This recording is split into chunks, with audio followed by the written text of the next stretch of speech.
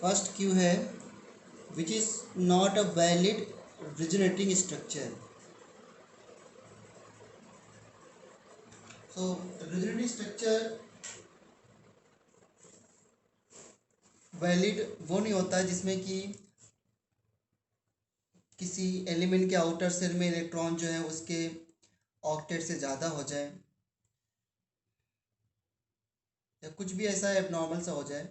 तो आप D structure में देखो, डी में नाइट्रोजन के आउटर मोस्ट में टोटल 10 इलेक्ट्रॉन्स हो रहे हैं, क्योंकि नाइट्रोजन के आउटर मोस्ट में होते हैं 5। यहाँ पर एक शेयर किया, यहाँ पर 2 शेयर किए और यहाँ पर 2 शेयर किए, तो 10 हो गए। तो D is not a valid resonating structure. ठीक है।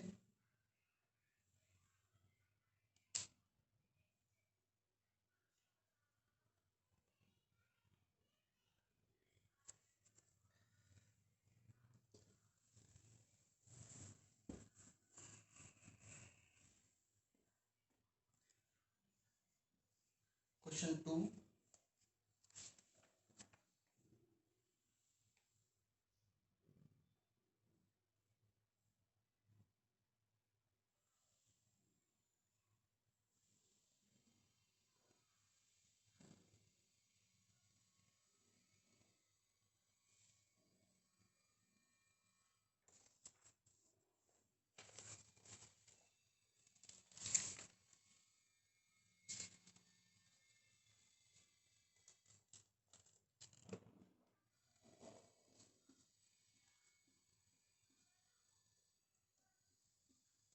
एनिलीन,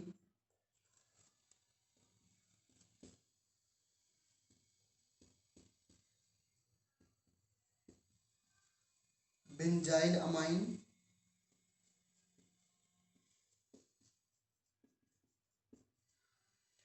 this is imine,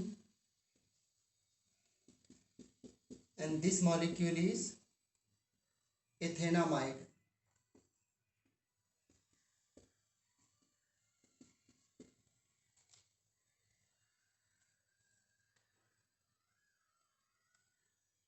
आपको इसमें बताना है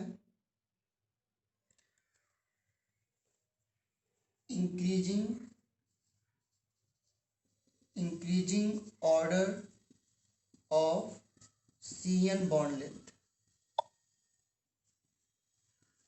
increasing order of CN bond length, carbon nitrogen bond length की इंक्रीजिंग ऑर्डर में इसको अरेंज करना है। सो कैसे करेंगे? तो आप ए पार्ट में देखिए, जो एनिलीन है, एनिलीन में जो लोन पेयर ऑफ इलेक्ट्रॉन्स है ये डिस्पर्स होगा रेजोनेंस में इस तरीके से, and you will gate double bond NH2 plus and negative charge. तो यहाँ पे क्या क्रिएट हो गया? Double bond character. ठीक है। तो यहाँ पे सी, ये कार्बन है, नाइट्रोजन है, तो यहाँ पे CN बॉन्ड में आ गया डबल बॉन्ड करेक्टर।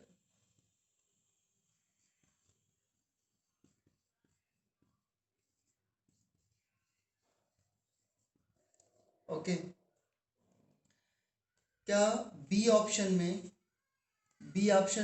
कार्बन और नाइट्रोजन में डबल बॉन्ड करेक्टर आएगा क्या? तो यहाँ लोन पेयर तो है, लोन पेयर सिंगल, फिर सिंगल बॉन्ड, तो रेजोनेंस नहीं है, तो यहाँ डबल बॉन्ड करेक्टर नहीं है ना। कौन सा बॉन्ड है? केवल सिंगल बॉन्ड। यहाँ पर कोई रेजोनेंस नहीं है, यहाँ पर आपका डबल बॉन्ड है, ना कि डबल बॉन्ड करेक्टर है।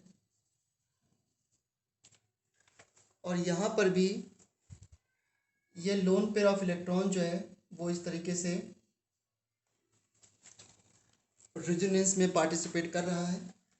So you can draw resonant structure like this, double bond NH2 plus. यहाँ पर भी आ गया आपका double bond character. Question is कि केवल 4 में से एक मॉलिक्यूल ऐसा है जहाँ पे सिंगल बॉन्ड है, और सबको पता है कि सिंगल बॉन्ड की बॉन्ड लेंथ डबल बॉन्ड से ज़्यादा होती है। तो सिंगल बॉन्ड बी में कार्बन नाइट्रोजन सिंगल बॉन्ड है तो यहाँ पे बॉन्ड लेंथ सबसे ज़्यादा होगी, उसके बाद किसका नंबर आएगा?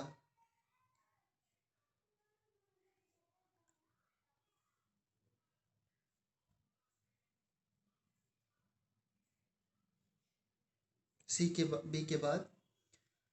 तो देखो यहाँ पर प्योर डबल बॉन्ड है तो सबसे लीस्ट डबल बॉन्ड लेंथ जो होगी, सबसे कम बॉन्ड लेंथ जो होगी वो सी में होगी, तो सबसे लास्ट में सी आ गया। और आप ए और डी में जब करोगे तो देखो यहाँ भी डबल बॉन्ड है और यहाँ भी डबल बॉन्ड करेक्टर है। मोर स्ट्रॉन्गर रेजोनेंस कौन होता है? नाइट्रोजन के लोन पर ऑक्सीजन में डिस्पर्स होना या नाइट्रोजन के लोन पर कार्बन में डिस्पर्स होना? द आंसर इज नाइट्रोजन के लोन पर ऑक्सीजन डिस्पर्स होना। There is a stronger resonance, this one. तो फिर यहाँ पे डबल बॉन्ड जो आएगा वो भी स्ट्रांग होगा। तो जब यहाँ पे डबल बॉन्ड जो आएगा वो स्ट्रांग होगा, तो फिर स्ट्रांग डबल बॉन्ड का मतलब क्या है कि ये डबल बॉन्ड काफ़ी देर तक एग्जिस्ट करेगा और ये डबल बॉन्ड इसके रिलेटिव में कम टाइम में एग्जिस्ट करेगा। तो यहाँ पे बॉन्ड लेंथ ज़्यादा कम हो गई, यहाँ पर इससे ज़्यादा है। तो बी के बाद ए ऑप्शन आएगा, ए के बाद फिर डी आएगा और सबसे कम बॉन्ड लेंथ जो है वो सी में होगी।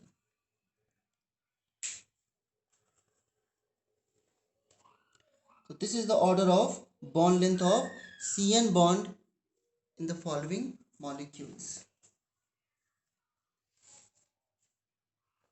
ठीक है।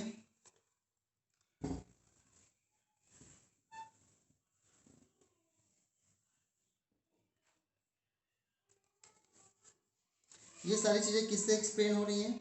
रेजोनेंस से।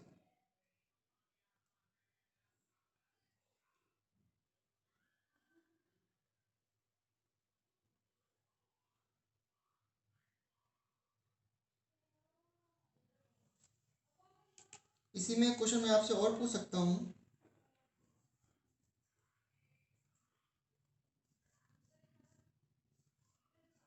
Double bond O NH CH3 NCH3 C double bond C CH NCOCH3। Next है CH3NCH3 lone pair of electrons and ring। सो यहाँ भी बताना है order of CN bond length.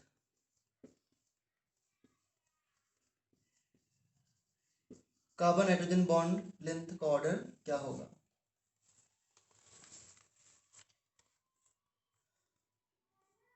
Try कैसे करोगे इसको?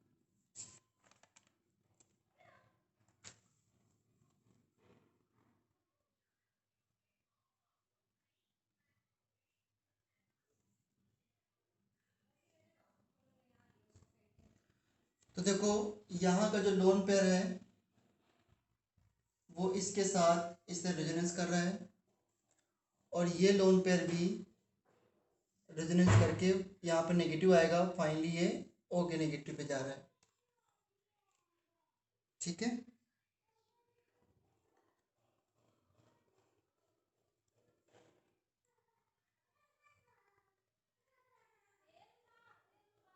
और यहाँ पे लोन पेयर जो है वो रेजोनेंस करके कार्बन पे नेगेटिव पे जा रहा है। तो मैं आपसे पूछूं कि सबसे स्ट्रॉन्गर रेजोनेंस किस में हो रहा है, तो आप क्या बोलोगे? ए, बी और सी। बी पार्ट में क्योंकि फाइनली ये भी ऑक्सीजन पे ही जा रहा है, लेकिन और अच्छे से डिस्पर्स होकर के यहाँ पर भी ऑक्सीजन में जा रहा है और यहाँ पर भी ऑक्सीजन में जा रहा है। तो जहाँ पे स्ट्रॉन्गर रेजोनेंस होगा वहाँ पर नाइट्रोजन कार्बन में डबल बॉन्ड जो आएगा वो काफ़ी देर तक रिटेन करेगा। सबसे स्ट्रॉन्गर यहाँ पर, फिर यहाँ पर strongest, stronger and good resonance. So सबसे ज़्यादा बॉन्ड लेंथ होगी सी में, क्योंकि यहाँ पे डबल बॉन्ड करेक्टर कम टाइम के लिए आएगा। उसके बाद ए में होगी, उसके बाद बी में होगी।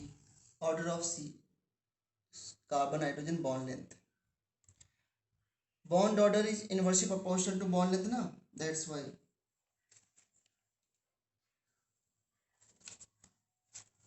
ठीक है, ये भी क्वेश्चन सबको क्लियर होगा। सर आपकी वीडियो पॉज है। Yes sir.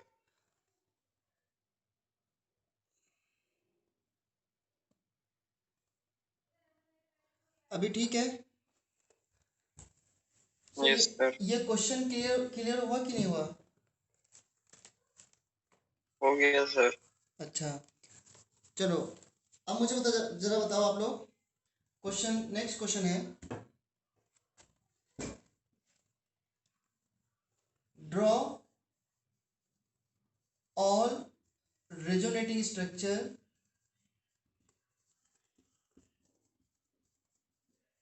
of azide ion and compare stability। बहुत अच्छा क्वेश्चन है। एजाइड आयन के draw all resonating structure of azide ion and compare stability। so anyone, azide ion का फॉर्मूला क्या होता है अजाइड आयन का?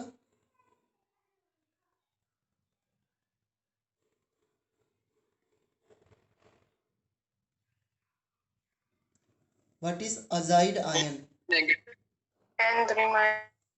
N3 minus, yes, N3 minus is azide ion. और इसके सभी रेजोनेटिंग स्ट्रक्चर आपको बनाने हैं। तो लुईस डॉट की तरह ट्राई करो आप। इसमें 3 नाइट्रोजन लिख लिया आपने इस तरीके से, एंड किसी एक पर नेगेटिव लगा दिया। नाइट्रोजन आउटरमोस्ट में 5 होते हैं, 5 5 + 1 6 हो गया। इसने 2 की शेयरिंग कर ली, इसका ऑक्टेट कंप्लीट हो गया। इसके 5 + 2 7 हो गए, एंड इसने एक बॉन्ड बना लिया और यहाँ पर क्या बना देगा, coordinate bond like this. Second आप इसमें ऐसे बना सकते हो कि यहाँ पर ट्रिपल, आप इस साइड ट्रिपल बॉन्ड बना दीजिए, तो 5 + 3 5 + 3 8 हो गए। इसके पास जो शेयर बच गई इसने इसको कोऑर्डिनेट बॉन्ड दे दिया। अब कोऑर्डिनेट बॉन्ड को हटा करके उसकी जगह सिंगल बॉन्ड बना दो। तो यहाँ पे सिंगल बॉन्ड बना दिया, हेड टेल की तरफ पॉजिटिव और हेड पे नेगेटिव पुट कर दिया। यहाँ पर भी इस तरीके से नेगेटिव चार्ज था ना पहले से, और सिंगल बॉन्ड बना दिया। यहाँ पर 2 नेगेटिव हो गए, यहाँ पे पॉजिटिव पुट कर दिया। This the A and this is B, canonical or resonating structure।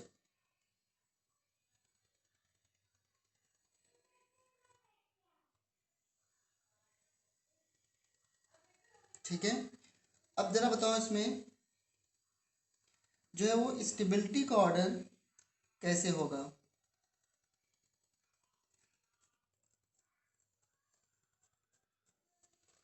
दोनों की स्टेबिलिटी सेम है क्या? No sir. ऑक्टेट कंप्लीट है दोनों का, ओके फाइन। 5 + 1 6 + 2 8, 5 में एक गया 4, 4 + 2 + 2 8, एंड इसमें भी सभी का ऑक्टेट कंप्लीट है। नंबर ऑफ कोइन बॉन्ड्स अगर मैं देखूं तो 3 + 1 2 + 2 वो भी सेम है। कैसे करेंगे इसकी स्टेबिलिटी का ऑर्डर? डायपोल बना के।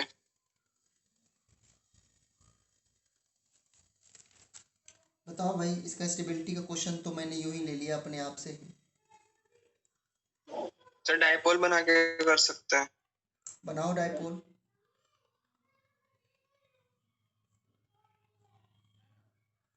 ए का डायपोल कैंसिल हो जाएगा sir.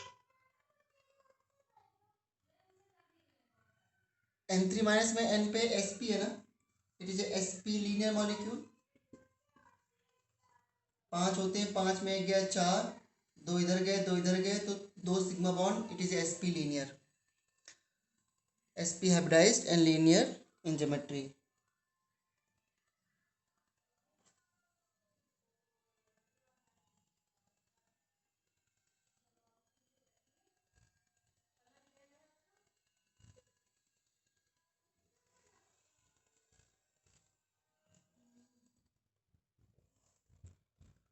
So how to compare the stability of this?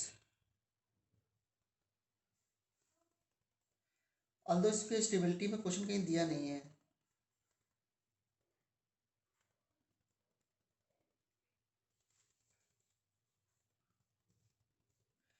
Any guess, कोई भी?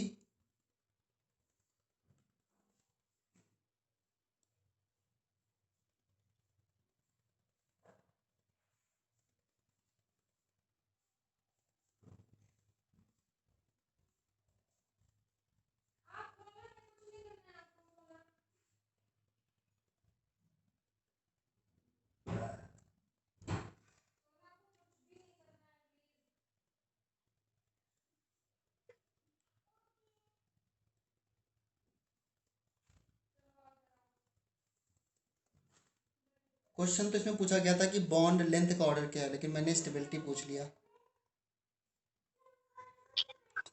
एक में 2 नेगेटिव एक पॉजिटिव पास में है, इधर एक पॉजिटिव एक नेगेटिव, एक पॉजिटिव एक नेगेटिव पास में है। ऐसे कर सकते हैं कि इस पर इसमें भी 4 ही है बॉन्ड। कोई लॉजिक नहीं निकल सर रहा है। डायपोल कैंसिल, ए में डायपोल कैंसिल हो रहा है, 180 डिग्री पर है दोनों, और बी में एक डायपोल बन रहा है सीधा।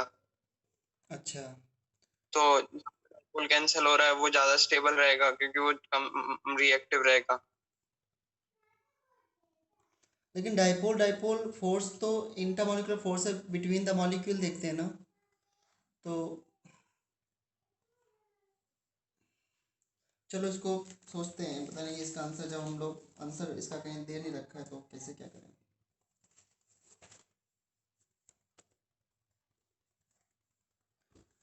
बॉन्ड लेंथ तो कोई दिक्कत नहीं आएगी ना इसमें।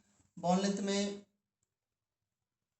अगर ये बॉन्ड लेंथ x है और ये बॉन्ड लेंथ y है, तो यहाँ पर x के प्लेस पे भी सिंगल बॉन्ड आ गया है, तो यहाँ पर ये x1 और ये y1 है, तो जो x1 होगा वो x से बड़ा होगा, और जो y है वो y1 से बड़ा होगा। बॉन्ड लेंथ, क्योंकि यहाँ ट्रिपल बॉन्ड करेक्टर है, यहाँ डबल बॉन्ड करेक्टर है, यहाँ सिंगल बॉन्ड है, यहाँ डबल बॉन्ड है।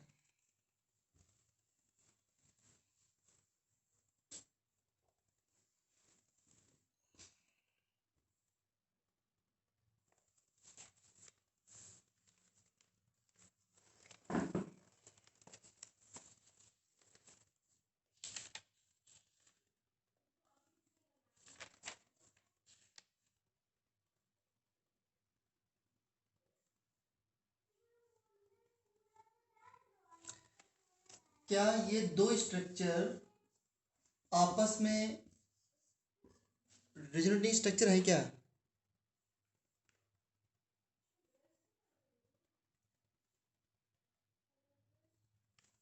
क्यों बच्चों, क्या ये दोनों रिजोनेटिंग स्ट्रक्चर है क्या?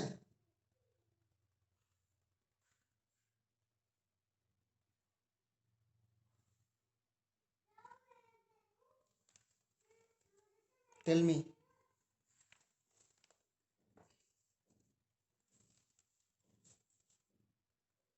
No sir. फिर क्या है ये?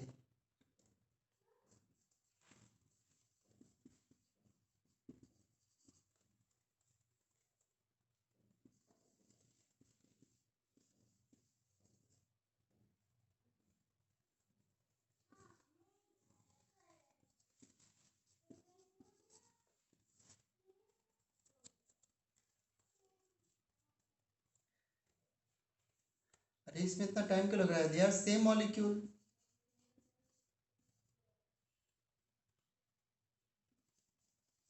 ये सेम मॉलिक्यूल है ना, डबल, हमने इसको रोटेट तो कर दिया है। In which of the following CO bonds are equal? all CO bonds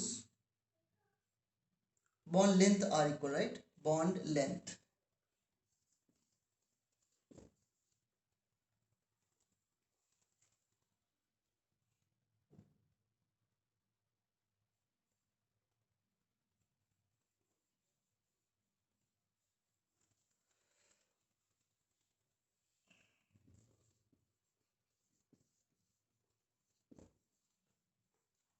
A option है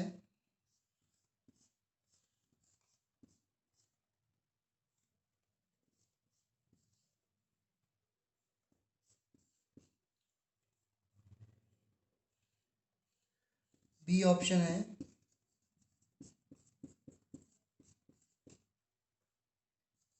D, sorry C, and D option है NO2 minus. In which of the following all CO bonds length are equal, या all CO bonds are equal? Tell me, how will you solve this question?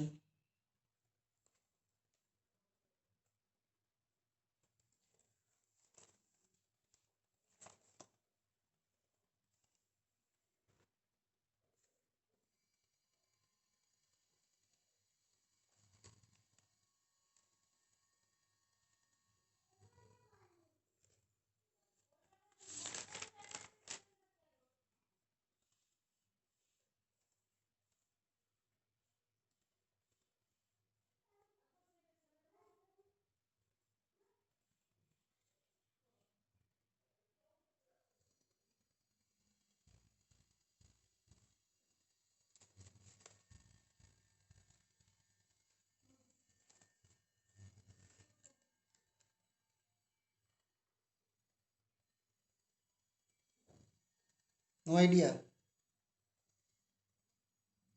Sir बताओ। Third में लग रहे हैं sir, C option है। सी में लग रहा है? अच्छा, बी ऑप्शन को देखो जरा, बी ऑप्शन को, CH3C double bond O negative, ये तो इक्विवेलेंट डिस्टेंस बनेगा ना। इस बॉन्ड को इधर तोड़ दिया, यहाँ पॉजिटिव यहाँ negative, you will gate C double bond O और O माइनस। इसका हाइब्रिड क्या बनाओगे? CH3COO नेगेटिव नेगेटिव, यहाँ डबल बॉन्ड करेक्ट है, यहाँ तो बोथ CO बॉन्ड्स इक्वल नहीं यहाँ पे। और इसे कौन सा रेजोनेंस बोलते थे आप लोग?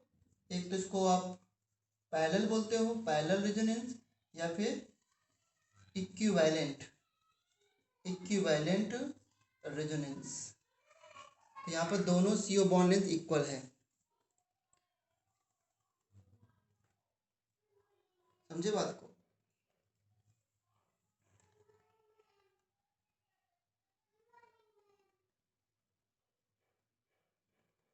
एंड अगर आप C सोच रहे हो तो C में क्या दिक्कत है देखो ध्यान से।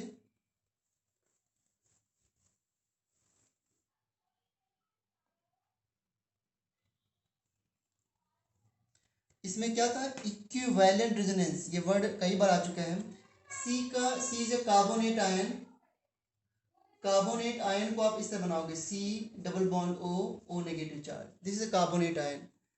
तो इसमें रेजोनेंस तो ये है ना, सिर्फ ये वाला, तो ये दोनों CO इक्वल हो सकते हैं, बस यही कह सकते हो, लेकिन ये CO अलग बॉन्ड है।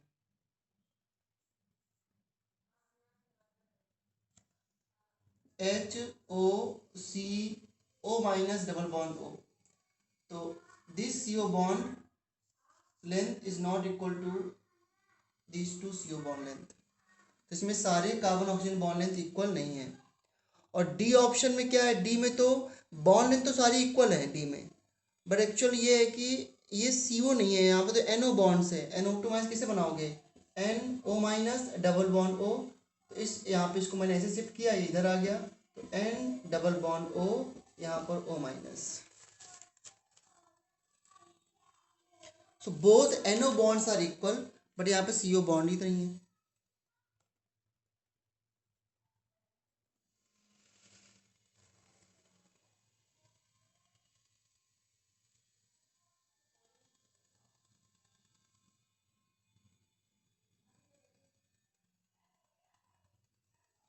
क्या ए पार्ट में इक्वल हो सकती है दोनों CO बॉन्ड लेंथ?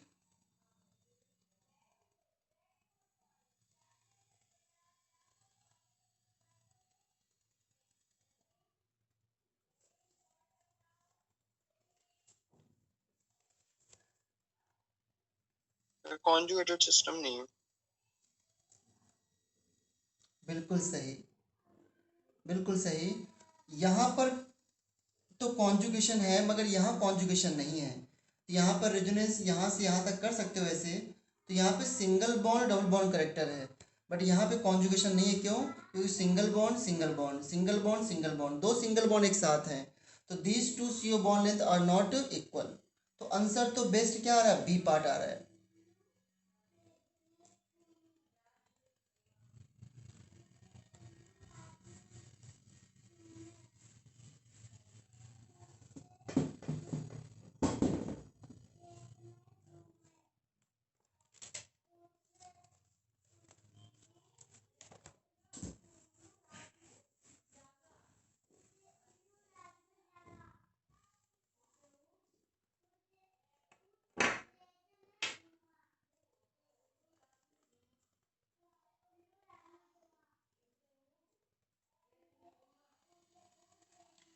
नेक्स्ट है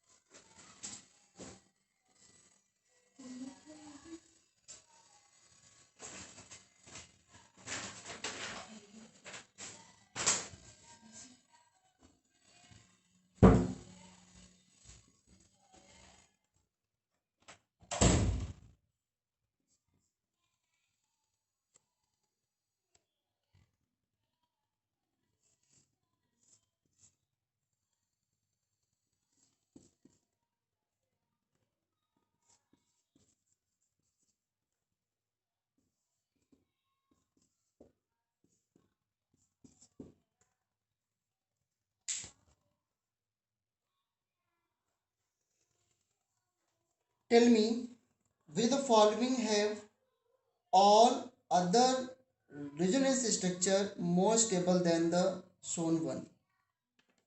क्या समझो क्वेश्चन में कि इसमें जो इनका जो आप रेजोनेंस स्ट्रक्चर बनाओगे वो इन अपने पहले वाले से ज़्यादा स्टेबल किस में बनेगा, ये आपको जवाब देना है। In which case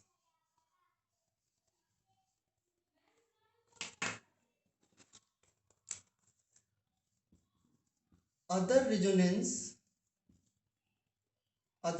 structure is are more stable,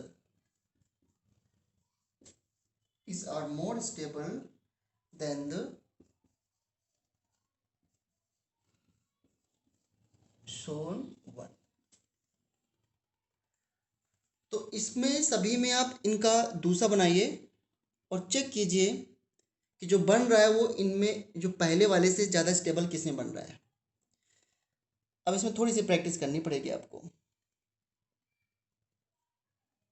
एक तो बी में बन रहा है। बी में अदर ज़्यादा स्टेबल है। बी में बिल्कुल सही जवाब दिया है, क्योंकि इसमें जब रेजोनेंस करोगे तो यहाँ पर कार्बोकैटायन बन जाएगा। हाँ, क्योंकि यहाँ टर्सी बन जाएगा। बिल्कुल सही जवाब है ये तो।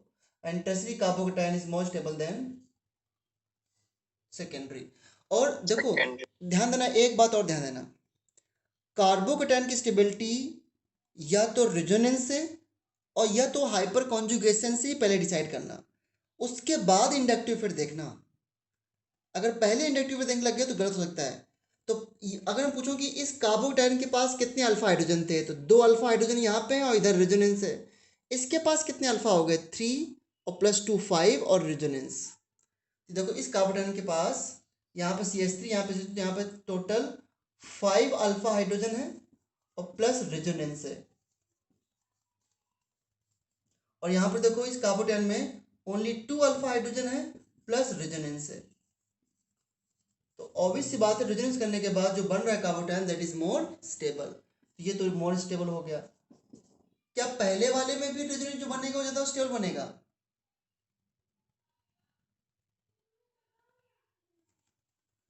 क्यों? सर आइडेंटिकल रहेंगे। बिल्कुल सही जवाब। इसका जो बनाओगे वो आइडेंटिकल होगा एकदम, क्योंकि ये पॉजिटिव चार्ज यहाँ पे आ जाएगा। गुड। सो ये तो बेकार हो गया। नेक्स्ट,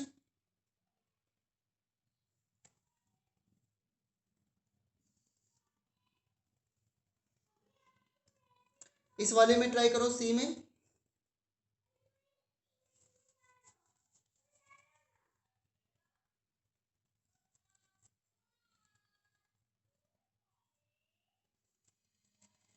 सी में जब करोगे तो क्या आएगा?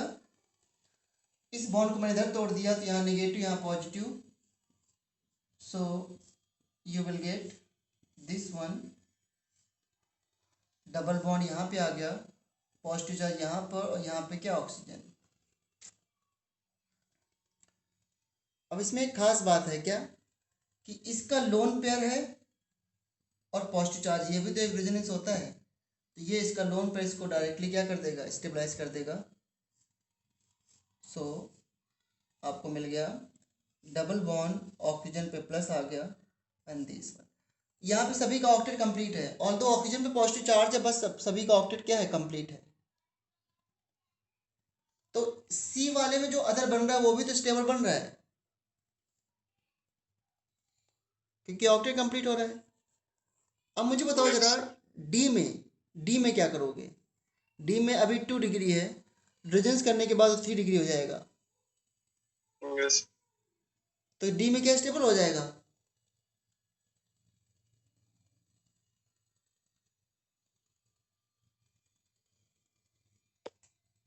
डी में जब करोगे तो ये कार्बोकैटायन यहाँ पे आ गया, so you will get positive charge and O sorry double bond यहाँ पे आ गया and OCH3।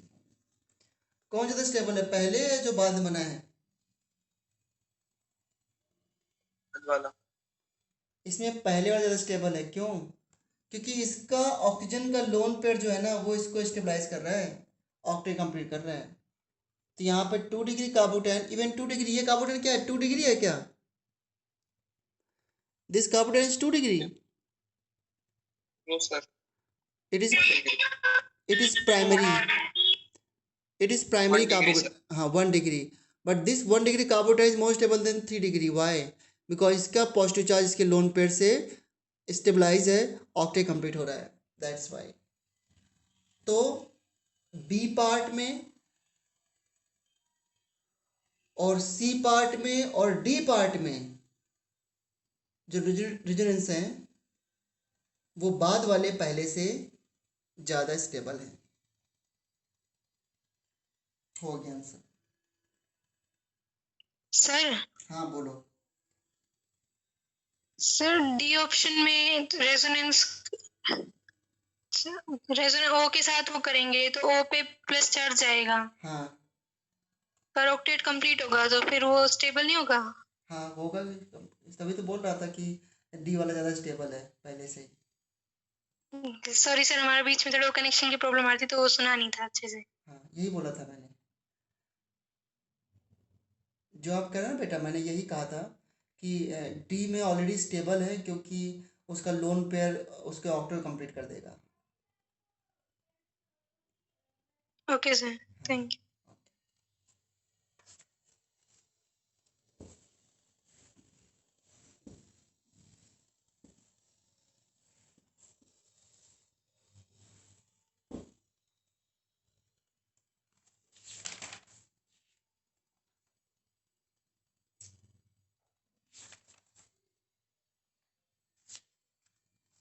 So now come to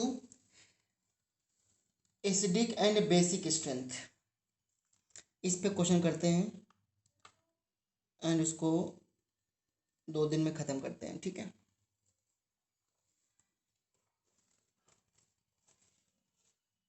acidic strength को ऑलरेडी हम कर चुके थे अच्छे से, बट कोई बात नहीं, रिवीजन और कर लेते हैं।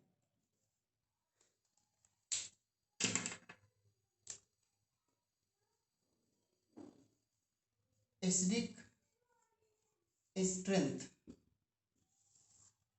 का क्या मीनिंग होता है? Tendency to donate H+ ion,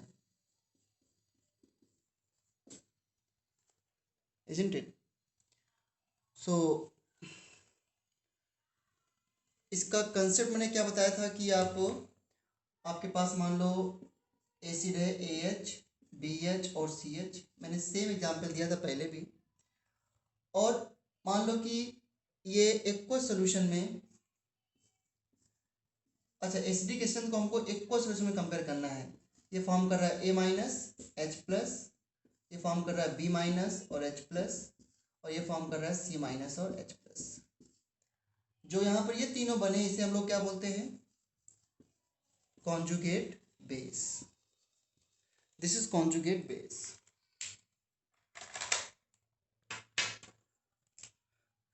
अब ये मान लो इनके बीच में इक्विलिब्रिया है इस तरीके से, तो अगर मैं पहले का इक्विलिब्रियम कांस्टेंट लिखूं तो कैसे लिखूंगा? अच्छा, dissociation constant of N acid is given by Ka.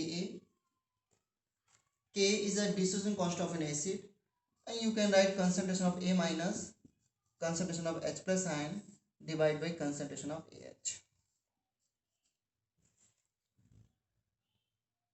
अब tendency to donate H+ ion से मीनिंग ये निकल रहा है कि अगर H+ आयन की क्वांटिटी ज़्यादा होगी तो Ka ज़्यादा होगा, और जो Ka है ये क्वांटिटी हम एक्सपेरिमेंट से मेजर कर सकते हैं।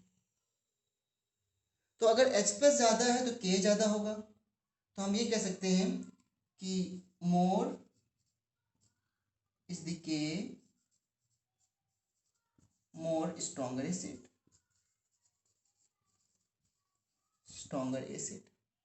जिसका Ka ज़्यादा होगा वो एसिड ज़्यादा स्ट्रॉन्गर होगा। और आपको पता है कि जो pKa होता है दैट इज -log Ka। सो अगर K ज़्यादा होगा तो pKa कम हो जाएगा।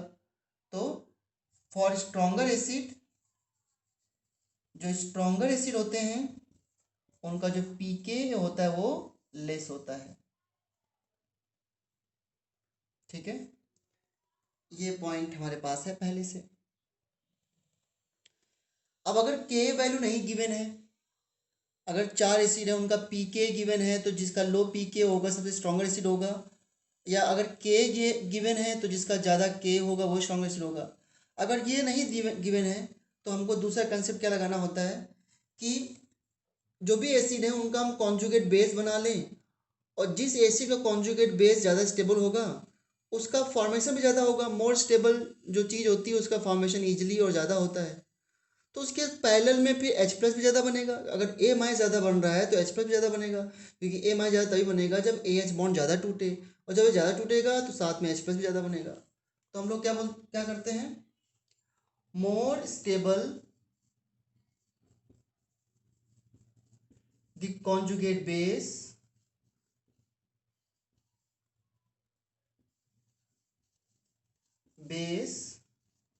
of an acid, more stable the conjugate base of an acid, stronger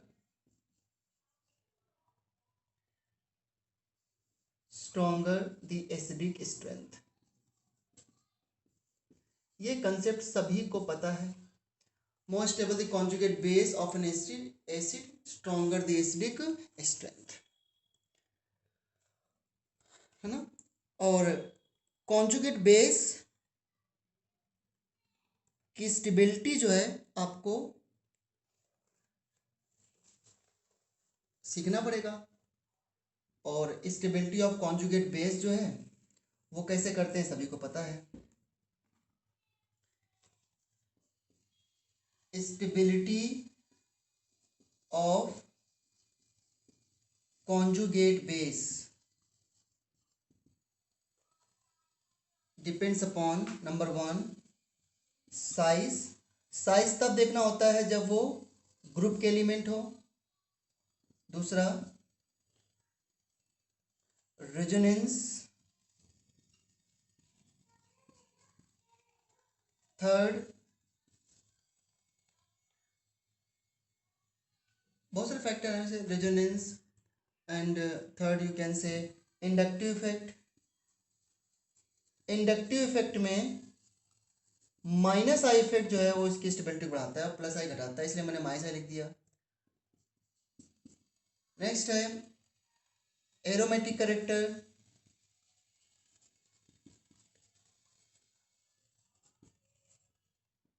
and उसके नेक्स्ट है hydrogen bonding. Hydrogen bonding. The next one is electronegativity. Electronegativity तब देखना है जब उसमें रेजोनेंस ना हो, साइज का फर्क ना हो, एरोमेटिसिटी ना आए. तो ये तभी देखते हैं जब वो पीरियड के एलिमेंट हों और उसमें साइज का फर्क या डिफरेंस ना हो. ठीक है, रेजोनेंस ना हो. तो आपको समझ में आ जाए कि कौन सा कंसेप्ट कब देखना है कुछ प्रैक्टिस करने के बाद. जैसे मैंने अभी तीनों में दिया था AH, BH और CH में. तो अगर मैं कहूँ कि A minus is more stable then B minus is more stable then C minus, से लेट्स से कि ऐसा है, देन एसिडिक स्ट्रेंथ क्या होगी फिर? Acidic strength will be equal to AH, BH and CH. क्योंकि AH का कॉन्जुगेट बेस A माइनस ज़्यादा स्टेबल है तो ये ज़्यादा फॉर्म होगा, तो साथ में H प्लस भी ज़्यादा बनेगा, और H प्लस ज़्यादा बनने का मतलब होता है स्ट्रॉन्गर एसिड.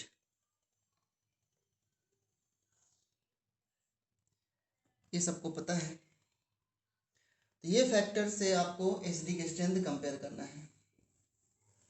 इसके क्वेश्चन तो कल ही होंगे. एक दो क्वेश्चन मैं आज लेता हूँ बस, सिंपल सिंपल से. कल अच्छे क्वेश्चन करेंगे इसमें. सो क्वेश्चन 1 है, मैं आपसे पूछूं CH3OH और CH3SH में स्ट्रॉन्गर एसिड कौन है?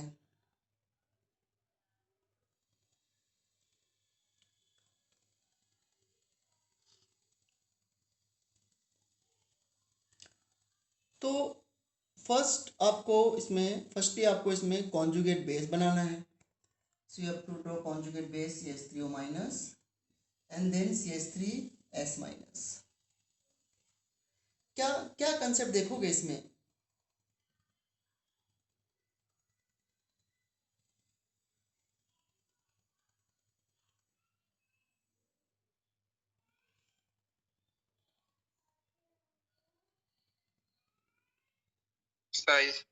साइज, क्योंकि और कोई फैक्टर नहीं है यहाँ पर.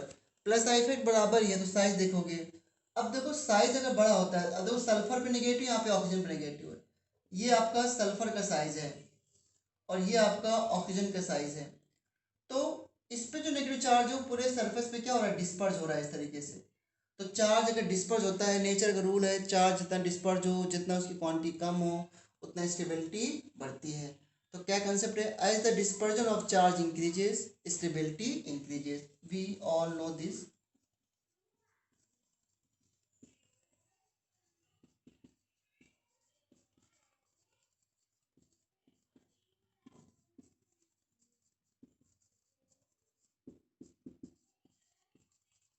Stability increases. तो इसलिए सल्फर पे चार्ज ज़्यादा डिस्पर्ज होगा तो वहाँ पे charge density per unit area कम होगी, इसलिए ज़्यादा stable conjugate base CH3S minus है, इसलिए ज़्यादा स्ट्रॉन्गर एसिड CH3SH है. इसी ग्रुप में अगर मैं आगे ले लूँ तो ये CH3SE माइनस हो जाएगा एंड देन CH3TE माइनस हो जाएगा. Tellurium, selenium, order of acidic strength CH3SEH NCH3TeH। तो अभी मैंने सिर्फ वन क्वेश्चन लिया है। यहीं पर अगर मैं इसमें पूछ लेता आपसे फिनॉल और यहाँ पर SH में, तो अगेन ये होता है, यहाँ पर भी साइज देखते हैं, रेजोनेंस तो बराबर ही है पर यहाँ पे साइज ही देखते हैं।